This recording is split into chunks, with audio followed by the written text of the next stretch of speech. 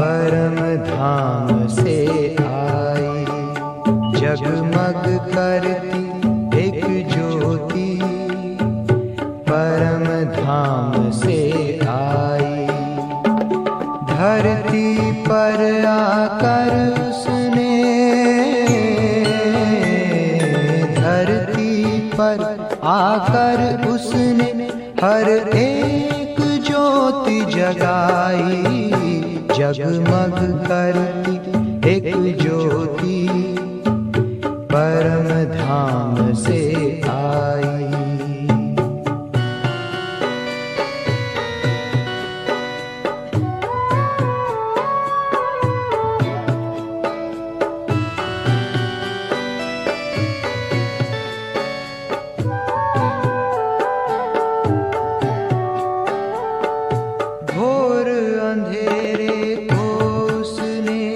सवेरे में बदल डाला, बुझाई प्यास हर मन की, अमृत दे के निराला। घोर अंधेरे को उसने सवेरे में बदल डाला, बुझाई प्यास हर मन की, अमृत दे के निराला। हर पुकारती रूहों ने जीने की राह है पाई। जगमग करती एक ज्योति परम धाम से आई।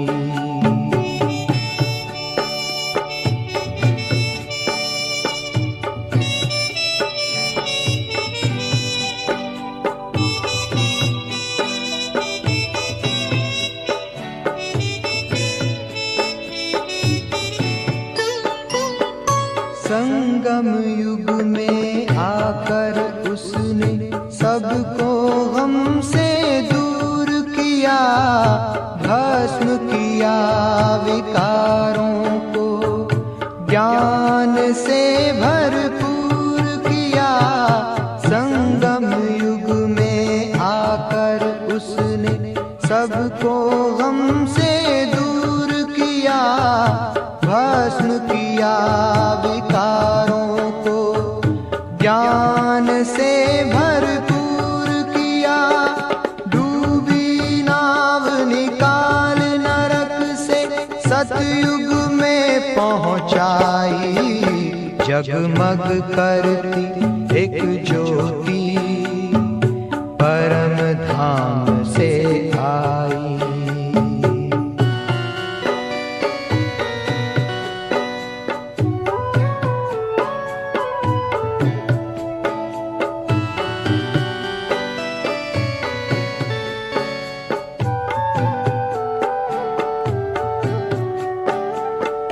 स्वर्णिम युग आया धरा पे, जन जन ने किया श्रृंगार। महक उठा गुणों का गुलशन, चारों ओर छाई बहार। स्वर्णिम युग आया धरा पे, जन जन ने किया श्रृंगार।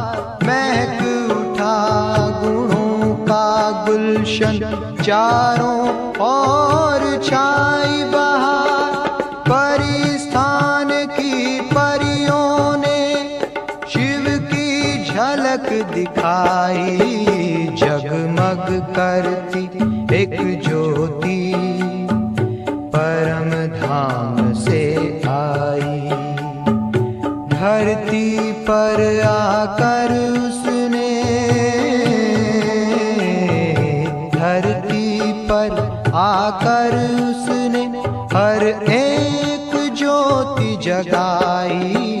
जगमग करती एक ज्योति परम धाम से आई।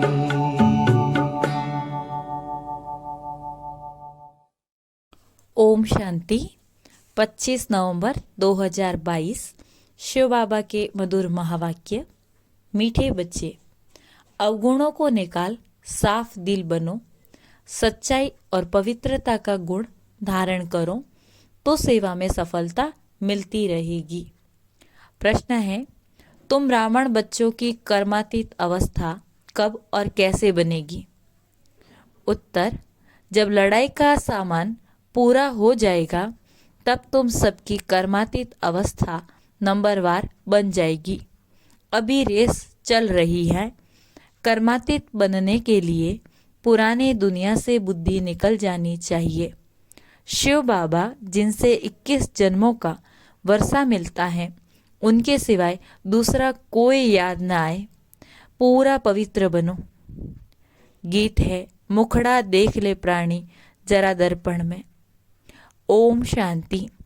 जबकि बेहद का बाप बच्चों को मिला है और बच्चों ने पहचाना है।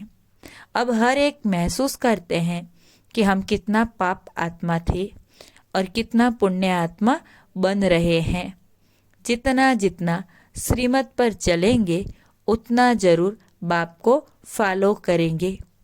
बच्चों के आगे एक तो ये चित्र है और दिलवाड़ा मंदिर भी पूरा यादगार है।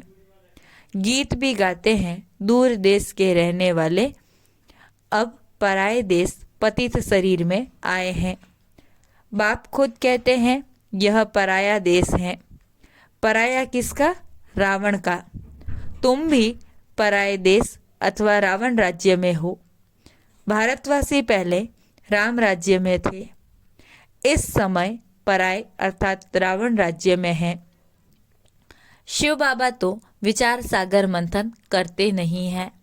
यह ब्रह्मा विचार सागर मंथन कर समझाते हैं कि यह जो जैनी लोग हैं उनका यह दिलवाड़ा मंदिर है।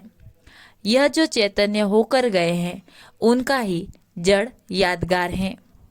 आदि देव आदि देवी भी बैठे हैं। ऊपर में है स्वर्ग। अब अगर जो उन्हों के भक्त हैं उन्हों को ज्ञान मिले तो अच्छी तरह समझ सकते हैं कि बरोबर नीचे राजयोग की शिक्षा ले रहे हैं। ऊपर में भी प्रवृत्ति मार्ग, नीचे भी प्रवृत्ति मार्ग। कुंवारी कन्या अधर कन्या का भी चित्र है। अधर कुमार और कुमार भी हैं। तो मंदिर में आदि देव ब्रह्मा भी बैठा है और बच्चे भी। अब तुम समझ गए हो कि ब्रह्मा सरस्वती ही राधे कृष्ण बनते हैं। ब्रह्मा की आत्मा का बहुत जन्मों के अंत का जन्म है। यह बाप और बच्चों का यादगार है। ऐसे तो नहीं 1000 लाख चित्र रखेंगे। मॉडल में थोड़े चित्र रखे जाते हैं। यह है जड़ और हमारा है चैतन्य। जिन्होंने कल्प पहले भारत को स्वर्ग बनाया उन्हों का यादगार है। जगदम्बा, जगत पिता और उनके बच्चे हैं। मेजॉरिटी माताओं की होने कारण बी के नाम लिख दिया है। मंदिर में भी कुंवारी कन्या और अधर देवी हैं। अंदर जाएंगे तो हाथियों पर मेल के चित्र हैं। यह सब बातें तुम बच्चे ही समझ सकते हो। तुम अभी साफ दिल बनते हो, आत्मा से अवगुण निकाल रहे हो। तुम्हारी मम्मा किसको समझाती थी तो उनको तीर लग जाता था, क्योंकि उनमें सच्चाई और पवित्रता थी भी कुमारी। मम्मा का नाम पहले आता है, पहले लक्ष्मी फिर नारायण। अब बाप कहते हैं मम्मा जैसे गुण धारण करो, अवगुणों को निकालते जाओ। नहीं निकालेंगे तो पद भ्रष्ट हो जाएंगे। सपूत बच्चों का काम है हर एक बात समझना। पहले तुम बेसमझ थे, अब बाबा समझदार बनाते हैं। अज्ञान में बच्चे खराब होते हैं तो बाप का नाम बदनाम करते। यह तो बेहद का बाप है।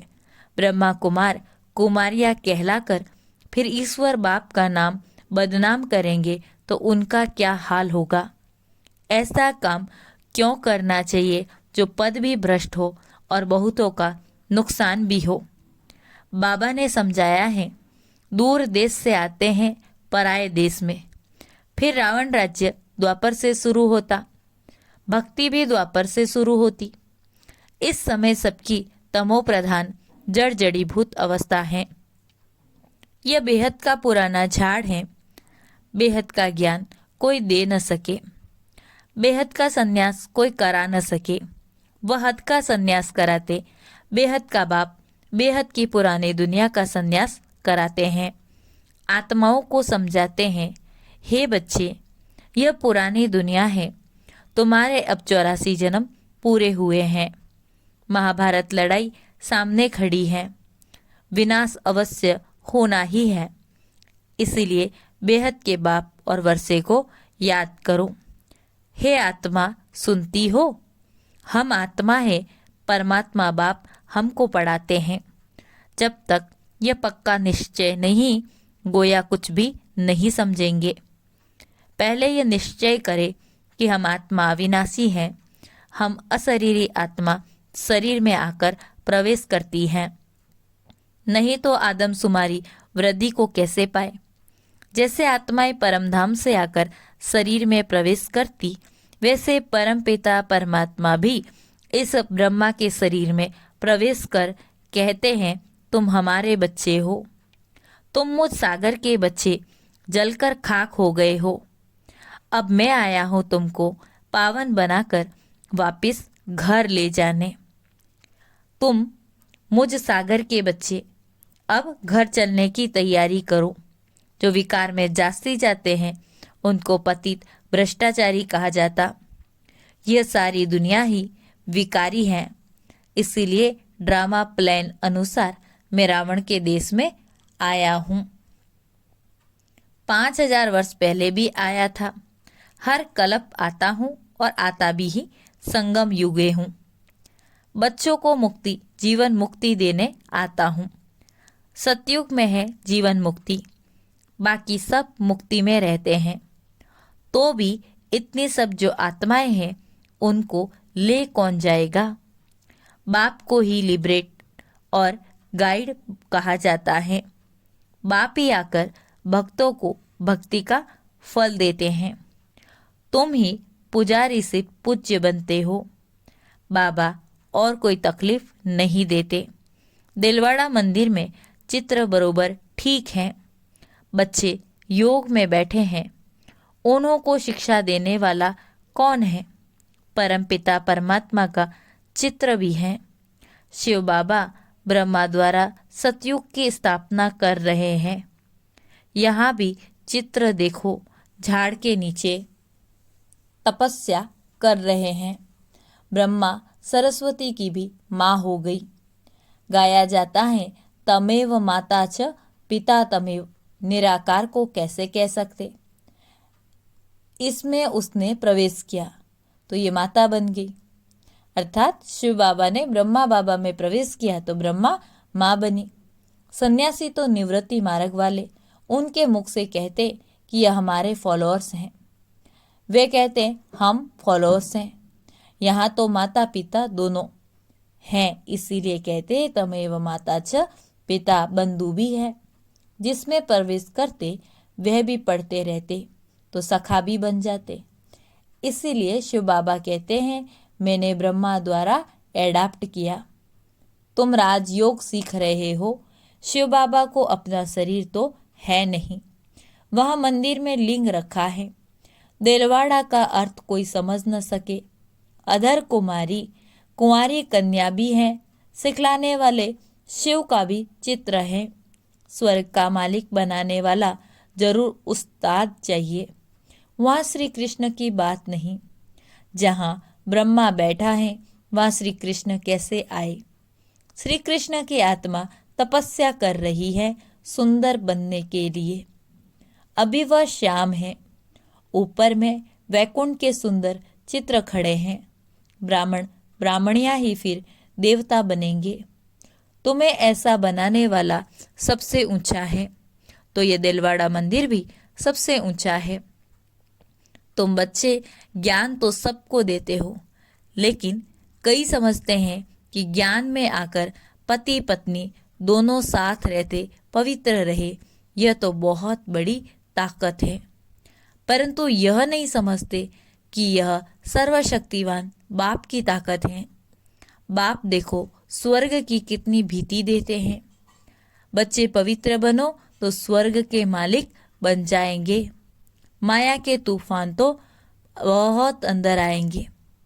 बाप कहते, बच्चे तुम कितना फर्स्ट क्लास थे, तुम क्या हो गए हो। बाबा झट बताएंगे, इस समय ब्राह्मणों की माला में नंबरवार कौन कौन है, परंतु सब कायम नहीं रहेंगे। कमाई में दशाएं बैठती रहना, किसको राहु की, तो फिर छोड़ चले जाते पुरानी दुनिया में। कहते हैं हमसे मेहनत नहीं होती, बाबा को याद नहीं कर सकते, नहीं कहने से नास्तिक बन जाते। दशाएं फिरती रहती हैं, माया के तूफान आने से ढीले हो जाते। अगर भागंती हो गया तो समझेंगे शाम बन गया। यहाँ आते हैं सुंदर बनने। तुम ब्राह्मण कुल वाले श्याम से सुंदर बन रहे हो। यहाँ बहुत जबरदस्त कमाई है। बच्चे जानते हैं मम्मा बाबा लक्ष्मी नारायण बनेंगे। बच्चे कहते, बाबा हम भी आप जैसा पुरुषार्थ कर जरूर तख्त नसीन बनेंगे, वारिस बनेंगे। परंतु फिर भी ग्रहचारी बैठ जाती। चलन भी अच्छी चाहिए। तुम्हारा धंधा है घर घर में संदेश पहुंचाना कि शिव बाबा को याद करो तो विकर्म विनाश होंगे। विनाश सामने खड़ा है, तुम निमंत्रण देते रहो। तुम्हारी दिन प्रतिदिन वृद्धि होती जाएगी, सेंटर खुलते जाएंगे। ये इतना बड़ा मकान भी कम पड़ जाएगा। आगे चल कितने मकान चाहिए। ड्रामा में आने वालों के लिए प्रबंध भी जरूर चाहिए।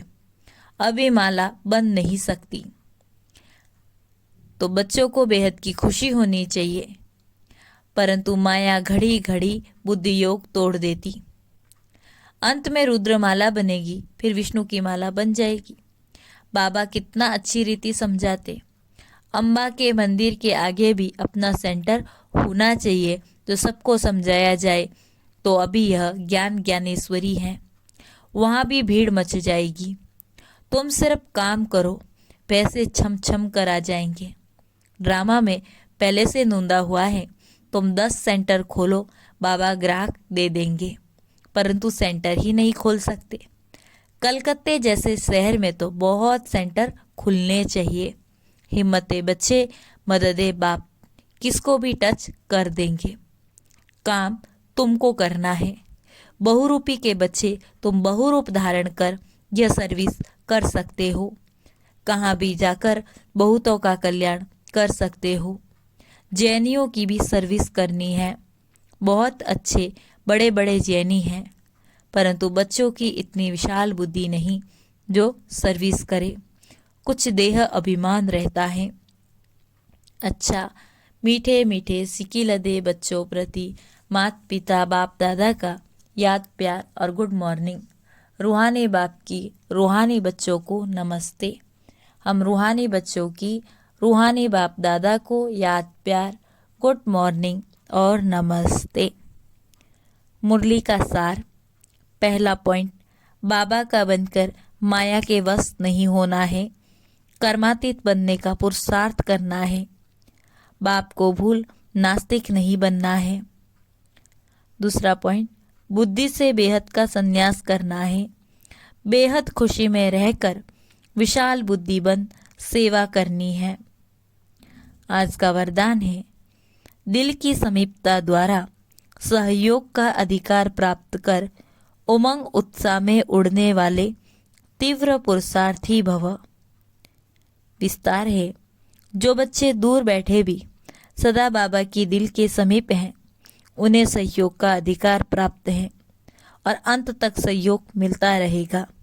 इसलिए इस अधिकार की स्मृति से कभी भी न तो कमजोर बनना, न दिल शिकस्त, न पुरुषार्थ में साधारण पुरुषार्थी बनना। बाप कंबाइंड है, इसलिए सदा उमंग उत्साह से तीव्र पुरुषार्थी बन आगे बढ़ते रहना। कमजोरी व दिल शिकस्तपन बाप के हवाले कर दो, अपने पास सिर्फ उमंग उत्साह रखो। स्लोगन है, श्रीमत के कदम पर कदम रखते चलो तो संपूर्णता की मंजिल समीप आ जाएगी। श्रीमत के कदम पर कदम रखते चलो तो संपूर्णता की मंजिल समीप आ जाएगी। फिर है मातेश्वरी जी के अनमोल महावाक्य। सतोगुणी, रजोगुणी, तमोगुणी, ये 3 शब्द कहते हैं। इसको यथार्थ समझना जरूरी है। मनुष्य समझते हैं ये तीनों गुण इकट्ठे चलते रहते, परंतु विवेक क्या कहता? क्या ये तीनों गुण इकट्ठे चले आते हैं या तीनों गुणों का पाठ अलग अलग युग में होता? विवेक तो ऐसे ही कहता कि तीनों गुण इकट्ठे नहीं चलते। जब सतयुग है तो सतोगुण, द्वापर है तो रजोगुण, कलयुग है तो तमोगुण है। जब सतो है तो तमो रजो नहीं, और जब रजो है तो सतोगुण नहीं। यह मनुष्य ऐसे ही समझकर बैठे हैं कि तीनों गुण इकट्ठे चलते आते। ये बात कहना सरासर भूल है।